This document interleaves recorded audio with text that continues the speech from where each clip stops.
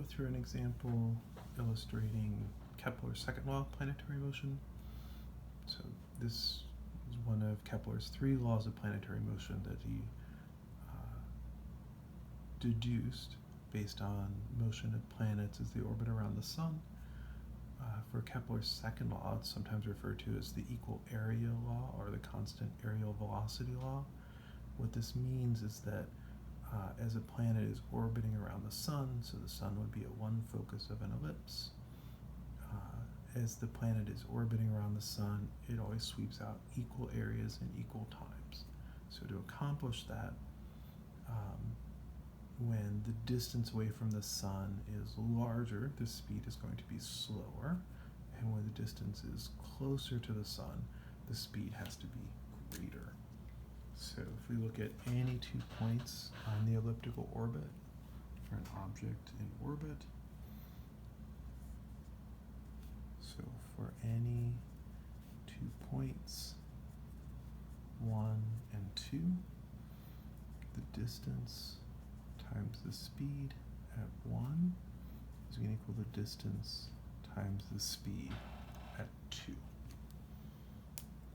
We're going to look at applying Kepler's second law of planetary motion for the case of a comet. And so this is the comet. It's a little bit of a mouthful. So the names of the discoverers.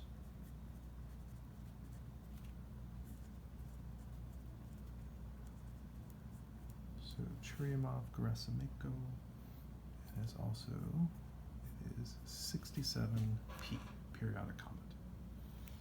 So some basic data for Churyumov, sometimes people call it, the Aphelion Distance.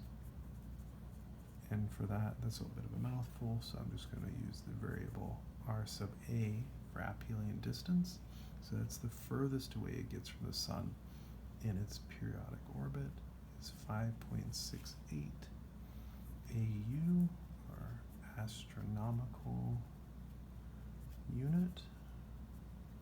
So that would be Aphelion distance over here, so the furthest away from the sun. The perihelion distance for Churyumov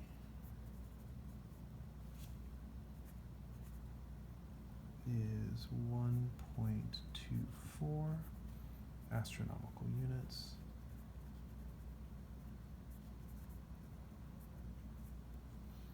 And we're going to be given what the aphelion speed is.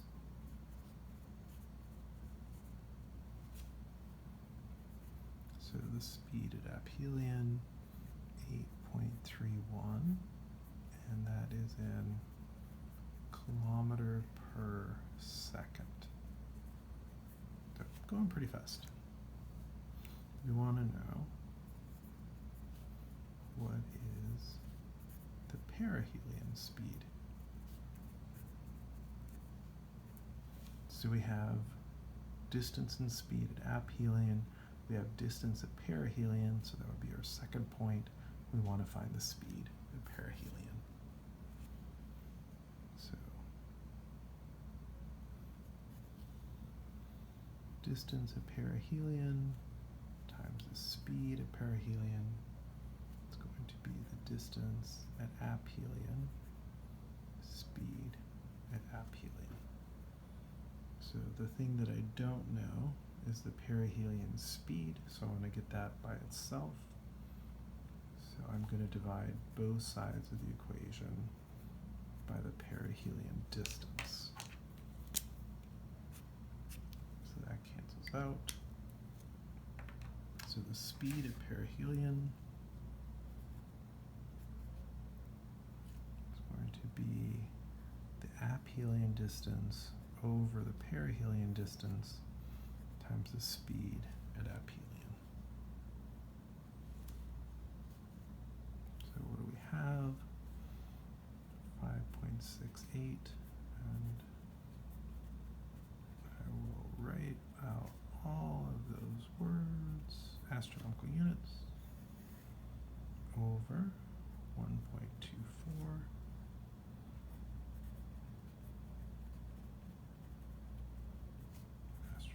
astronomical unit, and the aphelion speed, 8.31.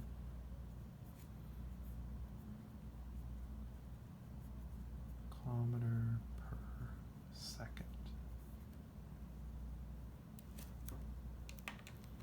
So looks like things are set up correctly because astronomical unit is going to cancel out. So the numerator and the denominator are both, and we will wind up with a speed in kilometer per second, which is what we want. So go ahead and carry out the calculation, and you'll find that perihelion speed 38.1 kilometer per second.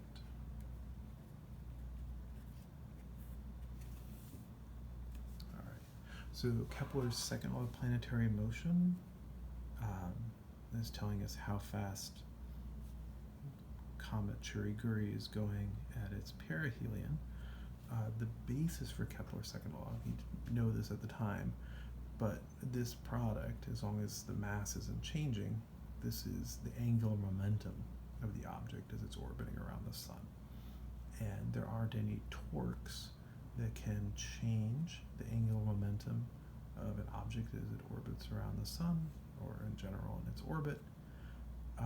Then the angular momentum is going to be constant.